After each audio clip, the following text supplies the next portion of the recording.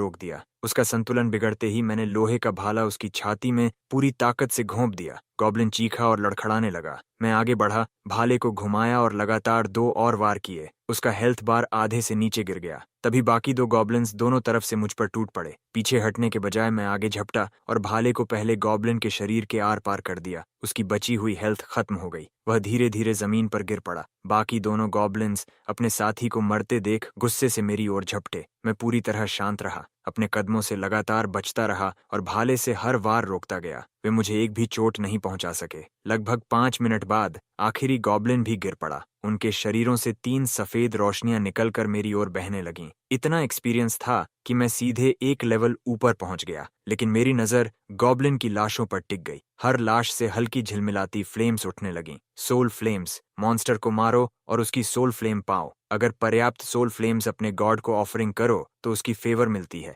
नई skills, second advancement, यहाँ तक कि थर्ड एडवांसमेंट भी। Soul flame offering, goblin. Flames एक एक करके हवा में घुलने लगीं। Soul flame offering successful. Trait acquired, savage bone. Strength 10% बढ़ गई। मेरे अंदर उत्साह की लहर दौड़ गई। पूरे 100 स्ट्रेंथ पॉइंट्स। मेरा अटैक सीधा 135 पहुंच गया। तो ऑफरिंग मिलने का एहसास ऐसा होता है, और ये तो सिर्फ फ्रैक्चर्ड डिविनिटी है, इतनी ताकतवर। तो जिन गॉड्स के पास पूर्ण डिविनिटी है और जो हर दिन अरबों फॉलोअर्स की ऑफरिंग्स लेते हैं, उनकी ताकत कितनी भयावह होगी मैं कल्पना भी नहीं कर सकता। पहली मंजिल बहुत विशाल थी। यहाँ कुछ गॉब्लिन्स से कहीं ज्यादा मॉन्स्टर्स थे। अगली मंजिल पर जाने के लिए मुझे उनके लीडर को मारना था। मैं भाला कसकर जंगल के अंदर बढ़ गया। ज्यादा समय नहीं लगा और मुझे गॉब्लिन्स का एक और समूह दिख गया, लेकिन इस बार 135 अटैक के साथ मैं किसी प्राकृतिक आपदा जैसा था। एक वार, एक मौत। गॉब्लिन्स की लाशें मैदान में बिखरने लगीं और सफेद एक्सपीरियंस स्ट्रीम्स मेरे शरीर में समाने लगीं। एक और लेवल अप। तभी अचानक एक विशाल गॉब्लिन एक भारी कांटेदार गदा उठाकर मेरी ओर टूट पड़ा।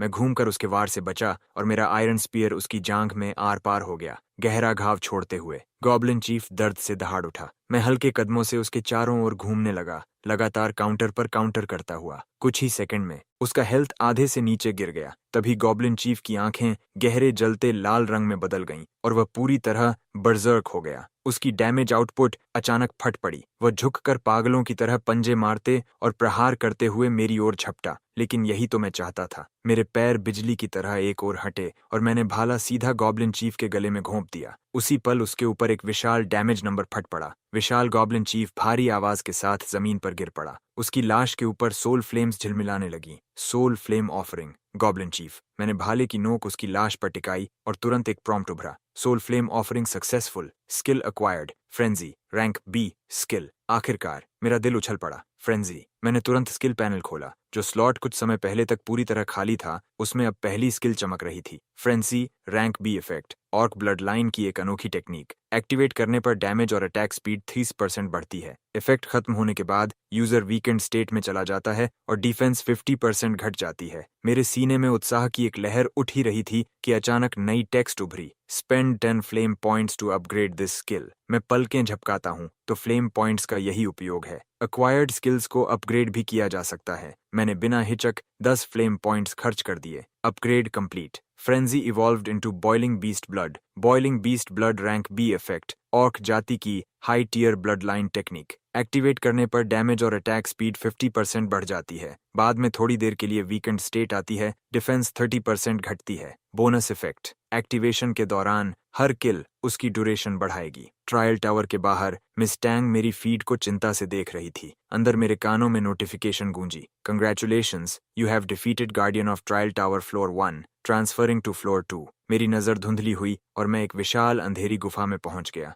चारों ओर सिर्फ पत्थर की दीवारें और गीली मिट्टी। ये ट्रायल टावर की दूसरी मंजिल होनी चाहिए। अजीब बात थी, मुझे डर नहीं बल्कि उत्साह महसूस हो रहा था। सिर्फ पहली मंजिल के गॉब्लिन्स की ऑफरिंग से ही मुझे बॉइलिंग बीस्ट ब्लड मिल चुका था। अगली मंजिल मुझे कौन सा आश्चर्य देने वाली थी। ट्रायल टावर की दूसरी मंजिल के मॉन्स्टर्स अब खुद को दिखाने लगे थे। गुफा की गहराई में अचानक जमीन से काली बेलें फूट निकलीं, कांटों जैसी नुकीली। उन्हें देखते ही रीढ़ में ठंडक दौड़ गई। मैं तुरंत पीछे कूदा, भाला उठाया और जोरदार वार किया। 2 बेलें कटकर गिर गईं। जमीन पर गिरने के बाद भी वे जिंदा चीजों की तरह तड़प रही थीं। मैं भौहें सिकोड़ता हूँ। उनका हेल्थ लगभग कुछ भी नहीं था, लेकिन अगले ही पल जमीन के चारों ओर से और बेलें फूट निकलीं। मैंने तेजी से प्रतिक्रिया दी। उनके पूरी तरह बाहर आने से पहले ही भाला उन्हें काट चुका था, लेकिन कटी हुई बेलों की जगह मिट्टी से नई बेलें फिर निकलने लगीं। मैं तुरंत समझ गया, हेल्थ कम है, लेकिन इन्हें मारने पर और पैदा हो जाती है। ये कभी खत्म नहीं होंगी। जरूर कोई सोर्स होगा, कोई कोर, और उसी को खत्म करना इस मंजिल को पार करने का एकमात्र तरीका है। मैं भाला उठाकर उस दिशा में दौड़ा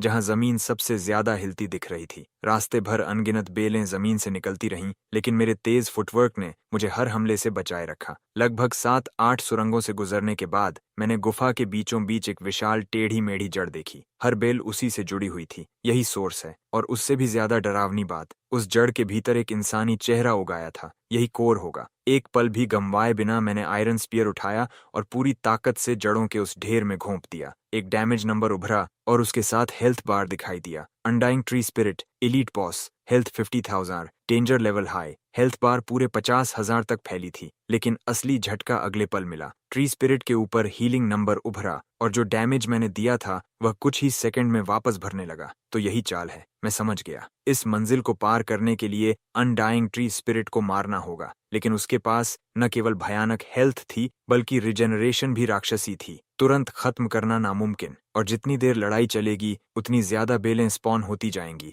ये मंजिल पूरी तरह रॉ डैमेज आउटपुट को परख रही थी। ज्यादातर अवेकनर्स जो यहाँ तक पहुंचते वे लगभग तुरंत हार मानने पर मजबूर हो जाते, लेकिन मेरे लिए अभी यह लड़ाई असंभव नहीं थी। ट्रायल टावर के बाहर प्रिंसिपल लिन की भौहें बुरी तरह सिकुड़ गईं। धत्तेरे की, आखिर इस साल का ट्रायल टावर किसने डिजाइन किया? पहली मंजिल पार करने वाले अवेकनर्स में 3 एस रैंक अवेकनर्स आगे थे, बाओ, मिंग और यान। बाओ अपने एस रैंक मेले क्लास कॉइलिंग ड्रैगन मंक के साथ तुरंत स्टाफ घुमाता है और कुछ ही सेकंड में बेलों को चीर देता है। अच्छा, कम से कम ये मंजिल अभी संभालने लायक लग रही है। प्रिंसिपल लिन ने राहत की सांस ली ही थी कि विशाल कोर रूट कैमरे में भर गई। देखने वाले सभी लोग एक साथ सांस खींच बैठे। ओह नहीं, क्या वह अनडाइंग ट्री स्पिरिट है? लेवल 10 अवेकनर भी उसे गिराने में संघर्ष करेगा। वहीं दूसरी तरफ मिस टैंग मेरी फीड पर नजरें गड़ाई थी। मेरी हरकतें पहली मंजिल की तुलना में लगभग 2 गुनी तेज दिख रही थीं। ये कैसे संभव है? उसी समय मैं ट्री स्पिरिट के कोर पर लगातार हमले बरसा रहा था। बॉइलिंग बीस्ट ब्लड के सक्रिय होते ही मेरी अटैक पावर और स्पीड दोनों खतरनाक रूप से बढ़ चुकी थीं। ट्री स्पिरिट की पागलपन भरी रिजेनरेशन के बावजूद मैं हर वार में 70 से ज्यादा इफेक्टिव डैमेज पहुंचा रहा था। 50,000 हेल्थ, लेकिन अछूती नहीं थी। फिर भी अनडाइंग ट्री स्पिरिट को मारना सिर्फ पागलों की तरह हमला करना नहीं था। कांटेदार बेलें हर सेकंड जमीन से निकल रही थीं। अगर उन्हें समय पर न काटूं तो वे जमा होकर मुझे डुबो देतीं। लेकिन जैसे ही मेरा ध्यान उनसे निपटने में बंटता, कोर पर लगातार डैमेज टूट जाता। यही इस मंजिल के डिजाइनर का जाल था, लेकिन मेरे लिए ये बेलें एक अलग काम कर रही थीं। वे बॉइलिंग बीस्ट ब्लड को रिसेट करने के टारगेट्स थीं। मैं ट्री स्पिरिट के कोर पर लगातार वार करता रहा और हर बेल को उगते ही काटता गया। हर वाइन किल बॉइलिंग बीस्ट ब्लड की ड्यूरेशन को 10 सेकंड बढ़ा रही थी। एक परफेक्ट 10 सेकंड लूप। मैं उस रिदम में खुद को पूरी सटीकता से बांध चुका था। उस कठोर साइकिल के भीतर अनडाइंग ट्री स्पिरिट की 50,000 हेल्थ धीरे धीरे गिरती रही। 1 मिनट, 2 मिनट, 5 मिनट। लगातार इस स्तर का हमला और ध्यान देना मानो अनंत समय जैसा महसूस हो रहा था। आखिरकार भाले के आखिरी वार के साथ ट्री स्पिरिट की हेल्थ पूरी तरह खत्म हो गई। विशाल रूट सिस्टम एक साथ टूट गई और राख व धूल के तूफान में बदल गई। गुफा में फैली हर वाइन उसके साथ गायब हो गई। अनडाइंग ट्री स्पिरिट मेरे सामने बिखर गया। सफेद रोशनी की लहरें मेरे भीतर समा गईं। इस भयानक बॉस ने मुझे सीधे 3 पूरे लेवल्स ऊपर पहुंचा दिया। लेकिन जो चीज मुझे सबसे ज्यादा चाहिए थी वह थी ट्री स्पिरिट की सोल फ्लेम ऑफरिंग। छोटे चमकते फ्लेम स्पेक्स मेरे भाले की नोक के चारों ओर घूमे और धीरे धीरे गायब हो गए। Soul flame offering, undying tree spirit, successful. Trait acquired, light core regeneration rank S. Bonus, हर सेकंड मैक्सिमम हेल्थ का 8% रिस्टोर करेगा। एस रैंक ट्रेट के योग्य। चिन अभी उत्साहित भी नहीं हो पाया था कि वही परिचित सिस्टम वॉइस दोबारा गूंजी। Congratulations, you have defeated guardian of floor 2, transferring to floor 3। एक पल में चिन अंधेरी गुफा से खिंचकर एक खुले स्वैम्प में पहुंच गया। फिर कानों में एक और प्रॉम्प्ट गूंजा। Congratulations, you are the 5th awakener to reach floor 3। Remaining awakeners in trial tower 47। Chin को झटका लगा। उसे पता था कि वह पहला व्यक्ति नहीं था जिसने अनडाइंग ट्री स्पिरिट को हराया, लेकिन क्लियरेंस रेट उसकी उम्मीद से कहीं कम थी। वह यह सोच ही रहा था कि सामने फैला अंधेरा दलदल अचानक हिलने लगा। कहीं से 3 ह्यूमनॉइड फिगर्स